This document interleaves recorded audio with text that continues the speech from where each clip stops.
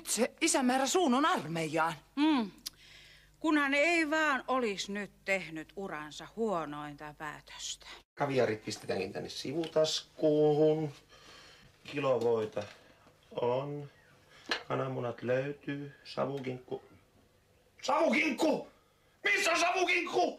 Vaimo, kukaan ehtinyt nappaamaan minun savukinkkuni. Voi hyvänen aika! Tässä huusollissa, kun vähänkin silmä välttää, niin jo vietään tosi evät siis. Sinä pakkasit sen kinkkus heti sinne alimmaiseksi.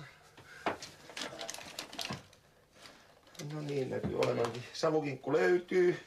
Entäs keräkaalit? On. Sitten tarkistetaan tämä maustepuoli. Ne on täällä sivutaskussa. Basiliikkaa on. Meirami on. Soua löytyy. Ja tinkiami. Voi hyvänä. Kyllä ihminen on haajamielinen. No. Tiedätkö mitä? No. Tuores liha on päässyt kokonaan unohtumaan. Vaimon kuulta et viittis kipasta vielä kerran kauppaan ja ostaa semmoisen 3-4 kilon pötiken härän sisäfilettiä. Ja eihän me olla ostettu vielä lampaan potkaakaan. Ja perunat. 2 kiloa perunoita. Eikö nuo evät riitä nyt jo koko komppanialle? Kai siellä armeijassa omaakin huolto pelaa. No kai armeijassa huolto pelaa. Mutta minä lähtenkin meidän mökille erakoksi. Kärsin siellä. Syön siellä näitä eväitä siihen asti, kun siellä saat isäukkos poistamaan minulta tämän niin kutsutun asevelipalveluksen. Mutta Uno, mitä sä puhut? Sinustahan piti tulla maju. No helvatta!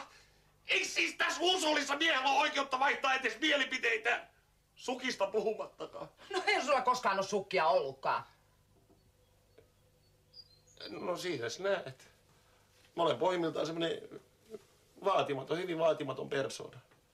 Sitä paitsi en mä ole ollenkaan varma, että tämmöiset majoriarvoasteikot on ollenkaan niinku etuksi esimerkiksi liike-elämässäkään. Katsopa, vaatimattomuus kaunistaa. Se on ollut minun iskulauseeni läpi elämän. Ja on vuosien varrella purru, niin kuin kuvasta näkyy. Sitä paitsi muistin myöskin sen, että armeijassa on A, erittäin huono ruoka. B, sitä on aina liian vähän. D, kamalat kuteet. C, aikaiset aamuherätykset. Ja G, on tämä alituinen puuhaaminen näiden aseiden kanssa, siis tämmöisessä raakassa ulkoilmassa. Vaikka minä joutunkin näin kotiolosuhteessa ylläpitämään tämmöistä melko vaatimatonta elintasoa, sen tuominen puutteineen, niin en näe kyllä tosiaankaan mitään syytä vaihtaa siis vielä huonompiin olosuhteisiin.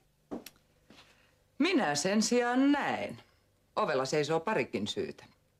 Isä ilmeisesti arvasi sinun muuttavan mieltäsi ja on lähettänyt pari sotapoliisia hakemaan sinua. Ai jaha, vain niin. Tämä se appiukko saa vielä kalliisti maksaa.